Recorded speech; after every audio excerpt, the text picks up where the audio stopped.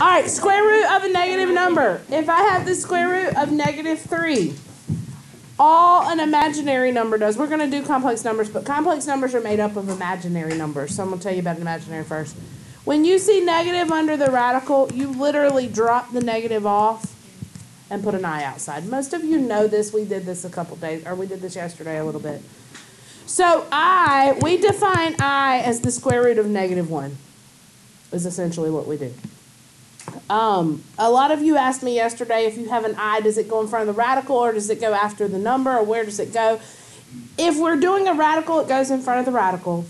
If it's a whole number, like it's a perfect square, we would put it after the number as like a coefficient there. That 2 is a coefficient. So I's are really easy to work with.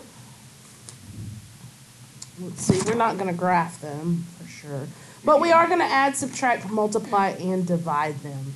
So I'll just run through each of those, and then I'll be done. That's all I'm going to do. One thing to note, if I is the square root of -1, what do you think I squared is? Close. If I put a squared on this, these are opposites and cancel, right? So it's -1. I squared is -1. So anytime you see I squared hooked to a number, like for instance, if I had 3I squared, that would just, the I squared would drop off and it would just become -3. It's just like multiplying the number by -1 is all it's doing. If it's negative to start with, what happens? That's exactly right. It becomes positive.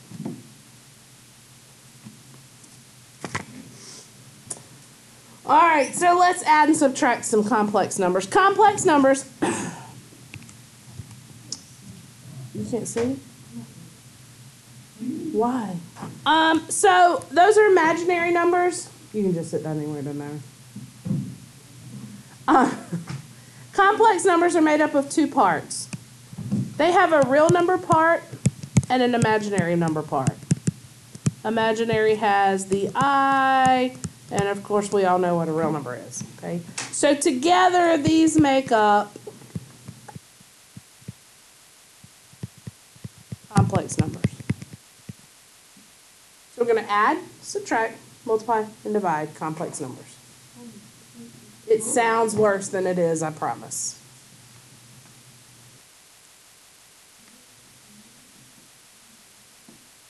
Yeah.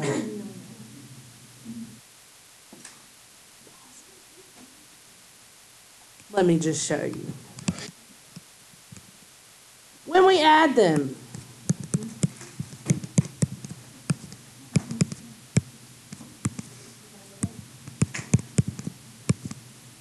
two complex numbers, what do you think you do to add them?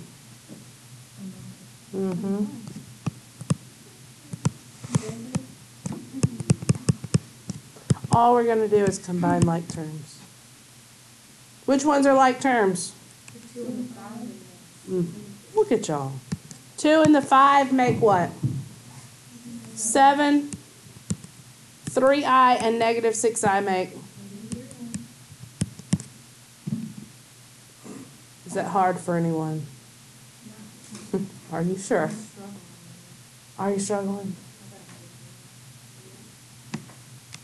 Subtract, it's much the same.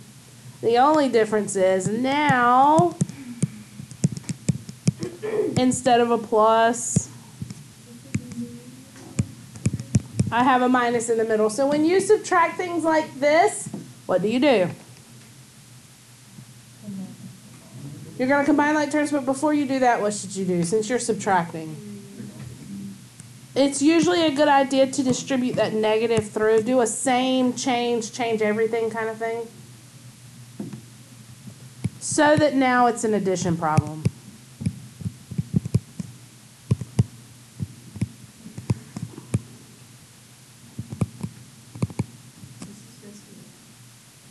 And then multiply and divide. So you just change all the sums to whatever they were? Yep. And make it adding.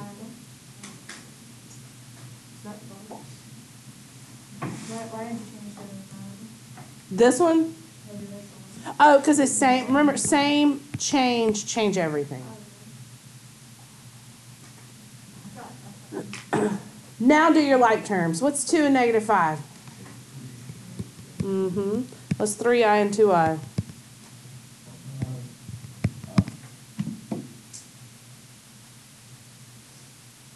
Y'all okay on that? Let's multiply.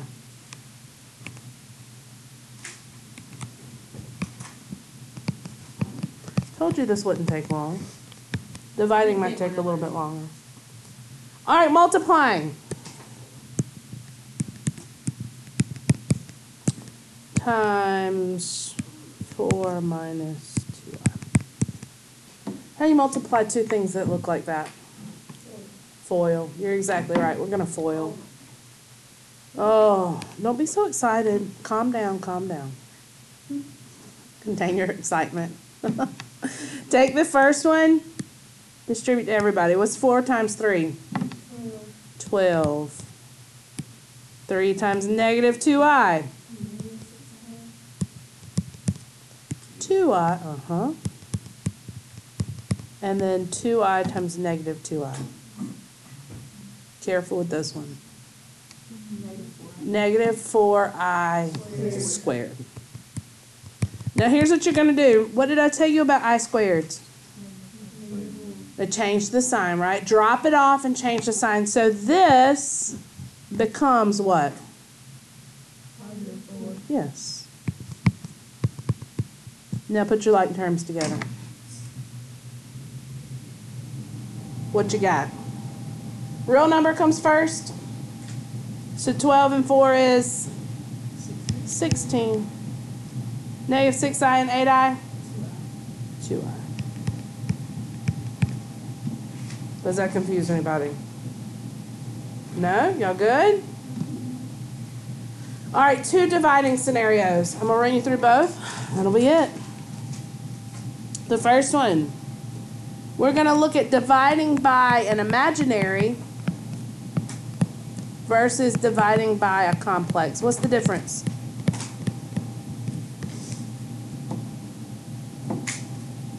An imaginary number just has I on it. A complex number has a real number and an imaginary. It's got 2 parts to it.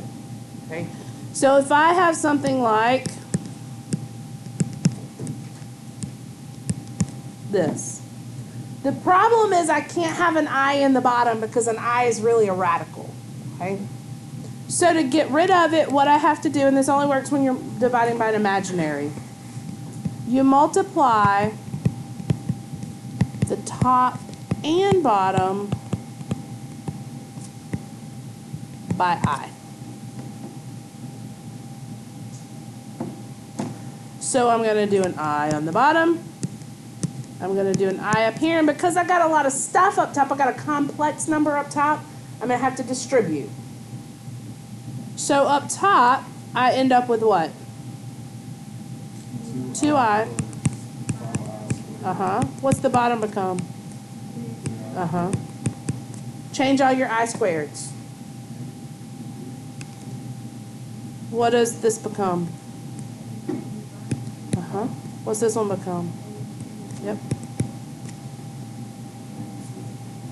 Because you want your number to come first and your variable next. So it'd be negative 5 plus 2i over negative 3. And you can leave it just like that.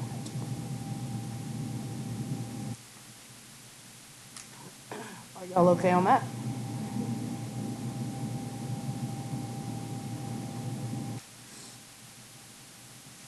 Uno mas then. This is the hardest one. Save the best for last. If I have a complex number in the bottom, so maybe I have 3 minus 2i over 1 plus 4i. I can't just multiply by I now because it won't make the i's go away. Do y'all remember from Algebra 2 what you have to multiply by? Close. Not 1 plus 4i, but negative. 1 minus 4i. You change the sign of the bottom. That's called the conjugate. and you multiply to the top and bottom. The reason this one is so much harder is because I've got a double FOIL situation I have to do. I got the FOIL up top and FOIL on the bottom. Did it stop? 1 minus 4i. Don't change the first sign, only the middle sign. That's the only one that changes. So now we're back to multiply like we already did. That y'all said was easy, right? Up top, FOIL it out. What do you get? You tell me. 3.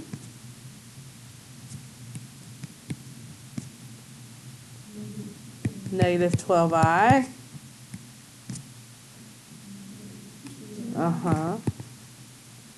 Y'all are struggling a little bit. Y'all can even do it. 8i squared. On the bottom.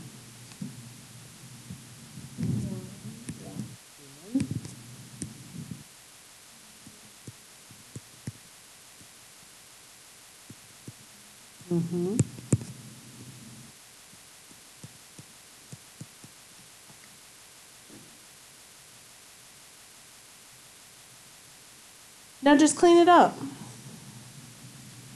All the I squareds, handle those. That's what I always do. I always go ahead and cross out my I squareds and change them. So 8i squared becomes what?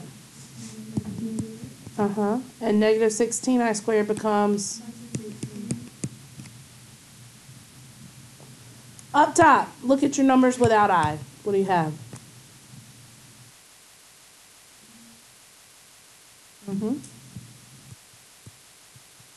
Am I going too fast through this, y'all?